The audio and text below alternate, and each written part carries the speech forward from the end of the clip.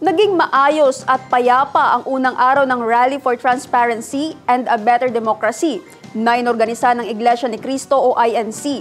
Ayon sa Department of Interior and Local Government o DILG. Ang News Now mula kay Mark Uy. Daang libong mga miyembro ng Iglesia ni Cristo ang lumahok sa sinagawang Rally for Transparency at Better Democracy araw ng Linggo. Ito ang unang 3 araw sa rally ng INC. Sinabi ni DILG Secretary John Vic Remolla sa ibinahaging report sa Radyo Pilipinas na maayos at mapayapa ang naging pagtitipon ng INC. Nagsagawa ng site inspection ang kalihim sa lugar na pinagdausan ng rally.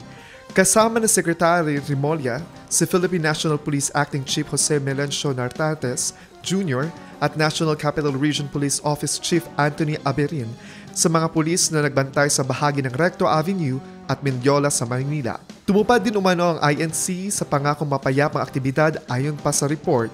Dagdag sa report, kontento umano ang kalihim sa pinalakas na security protocol ng PNP na mula umano sa mga aral ng mga naunang anti-corruption rallies.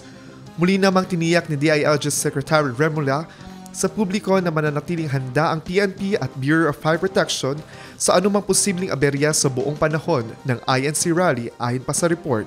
Nagbabala rin ang kalihim laban sa mga may balak magsagawa ng destabilization at muling pinaaalahanan ang mga magulang na bantayan ang kanilang mga anak at huwag hayaang sumama sa mga grupong posibleng manggulo ayon pa sa report.